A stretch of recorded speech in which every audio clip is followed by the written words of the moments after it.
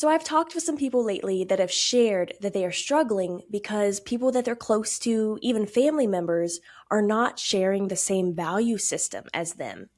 And maybe that was always the case, that there's been some disalignment, but it's been heightened with the current administration. And I know that that can feel very painful to have someone that you're close to completely have a different sense of morality and right and wrong. And that's something that I've heard more and more these days. And I'm wondering if it's something that you've noticed too, Mom. I sure have. I get lots of questions about that. Like, what do you do? There's this term, moral injury, that I think can be helpful here. And that is when, something that is occurring feels so against your ethical framework or your value system, and you're seeing it or experiencing it. And it just goes so against your value system that it does feel like an injury to your person, to your psychology, to your moral makeup. And so I think that is happening for so many of us, that things we're seeing in the administration, things that we're witnessing and learning about, it is so antithetical to what we believe about how to be good people in this world and how to care for others, how to care for the earth, that these things are feeling like moral injuries. And so it makes all the sense in the world that if we have those in our circle, friends or family members, who are holding to the beliefs that are really causing us moral injury, that in a roundabout way, it kind of feels like people in our circle are injuring us as well. Yes, that makes a lot of sense. And I think also there's the fact that it takes specific events to occur for you to truly find out where somebody stands on this value system. And so while there may have always been some small disagreements with the recent things going on, that it gives a chance for people to come out on one side or the other. And it is kind of heartbreaking when someone who in your circle, this is somebody close to you, has very different beliefs about morality. And just that closeness can make it, the moral injury, feel even more pronounced. That's right. And, I think it's important for us to remember here that this has always been the case. We may have new kind of language for it now, but throughout history, there have been people, there were abolitionists who were fighting against slavery. There were those fighting in the civil rights era for equality for all. So there have always been people who have stood against what was happening in the larger environment. And no doubt there were conflicts if they had loved ones that did not see it the same way as they did. No doubt there were families riven apart then as well. So I think it probably is helpful for us to know that these dynamics that may feel very new to us, again, there's nothing new under the sun. This is something that people have dealt with folks in their circles before. It is helpful to know that this has been going on for centuries now. And also, it's helpful to have that name, moral injury, to go ahead and name the disconnect between you and your loved ones for what it is. That makes it more concrete, and it allows you to be honest with yourself about what's going on. That it is painful that those you love do not see things the same way as you. And so once you name it, you can then have some space to start grieving it, because it does take time, and it's not a loss in the typical sense of losing a person, but it is losing a version of the person that you may have thought you had the connection with. So making space for that grief, I think, is pretty important in this time. Oh, I think it's super important. And to just be honest with yourself. There may now be these gaps in the relationship with, in ways that did not appear before. The relationship is not what you thought it was, or it appears differently now.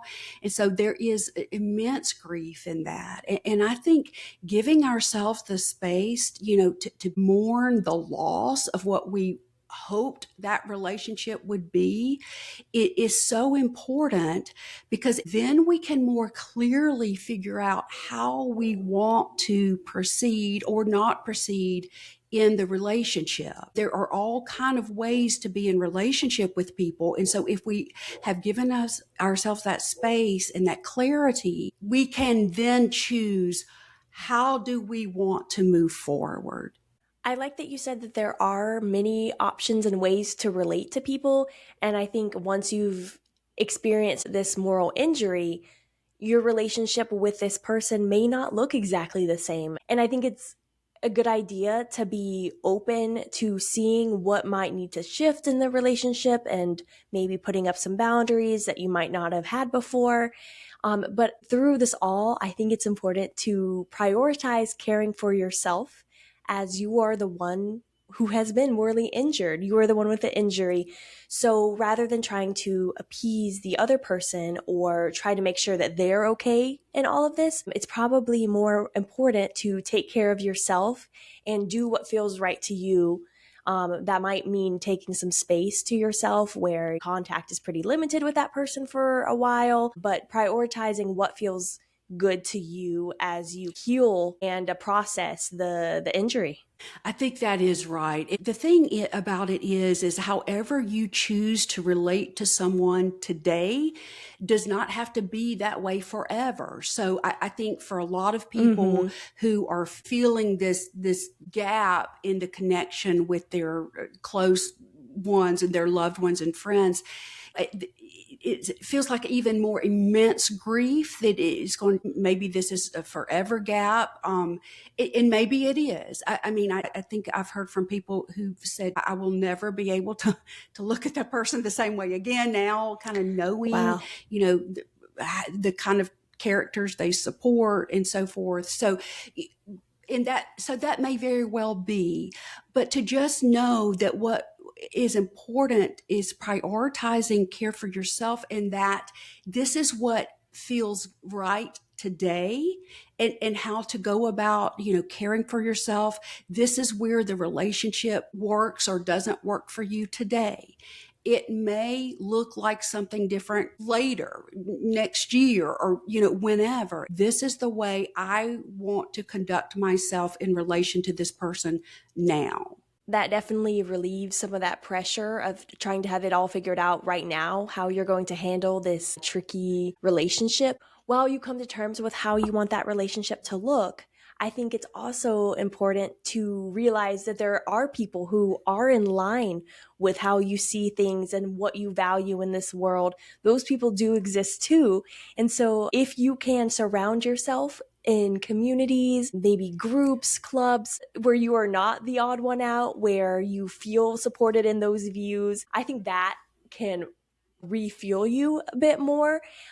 And that can help you kind of have a stronger sense of yourself when dealing with maybe a loved one who doesn't see things the same way. That's such an important point. And I think you're right, is that because there are many, many, many of us out there, people of good heart, who do want to treat others with goodness and who want good things for all and who want there to be good things in this world. And so I think it is so important to find community right now. If you are surrounded and your circle does consist of people whose ethical framework is vastly different from yours, I think it is helpful to find the many, many people who do have the same ethical frameworks as you and who are actively working to bring about these good things. A lot of times people, who hold on to these ethical frameworks about doing good in the world, they are taking action, and there are ways you can join them. And